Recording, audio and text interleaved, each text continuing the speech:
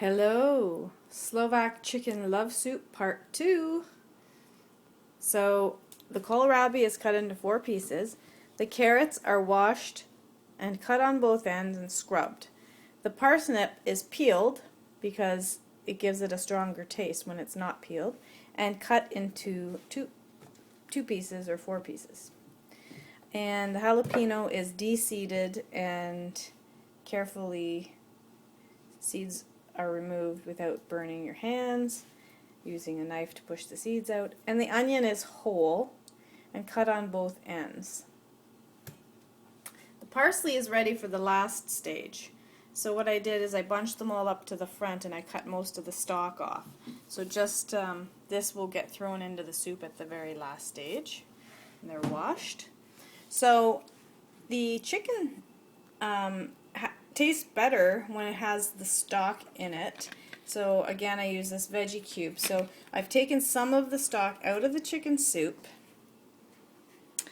that's simmering very slowly here. You can see this little boil that's happening, a steam boil, and that's exactly where you want it for a few hours because we're making a bone broth. But in this soup, we're actually eating the chicken and the veggies, and you'll see in part 3 how those are served. So I'm going to go ahead and add the stock to this, and I just kind of swish the cup around like that. Okay. We're going to add the veggies into the soup now. Oops. Okay. So I'm putting in, just like that, just putting in the veggies. I try to push the root veggies down because they end up being hard otherwise. So also the kohlrabi, because they're in big chunks. Again, we're going for flavor and nutrition here, but this whole soup is eaten, not just the broth. So we get it all in there. The whole onion just goes in like that.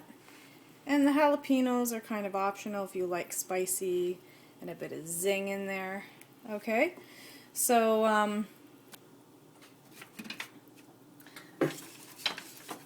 we've got it in there, and the chicken pieces I cut up.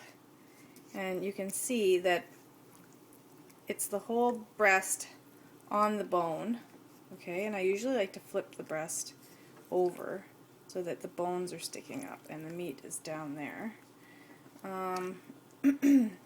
But you know, you can adjust yours to your bowl. And the onion, I try to get that to go down too. So there we go. And now I'm going to put in some of the Hungarian hot paprika. Again, hot. We like it spicy, so you'll have to decide what you want to do. Sea salt, I use either a French or a Celtic sea salt, and this is whole and coarse because it's going to melt. So just put in, you know, your desired amount. I put in a generous amount at first, and then I put more into my own soup. I also am going to add whole peppercorns. So, again, to your liking. So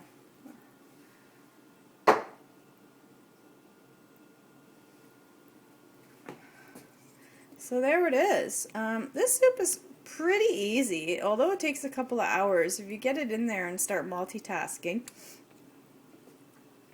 it is so worth the wait. So there it is. Again, keeping it at a slow simmer.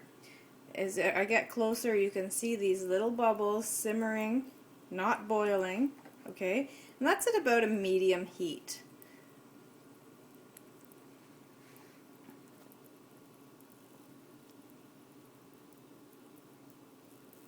Alright, and you're gonna come and push the veggies down now and then, and rotate them. And also, as this soup starts to kind of marry to each other, you're going to use one of these, and you're going to skim out. There's going to be like a foam that comes up, and you want to keep the soup nice and clear, a clear bone broth soup with the herbs. So in step 3, stage 3 of Love Soup, I will show you the advancement of the soup and the stage of the foam, which I will take off with this. And I just click that into the sink like that, and I place it on a holder like that. So that just makes your soup more appealing and clearer and less kind of meat scum, I guess. But it's optional. It just depends how you want it to look. And in the final stages of this soup, it's served with egg noodle, or if you're gluten-free, you can use a wideband rice noodle. So we'll show you that later too in part 3.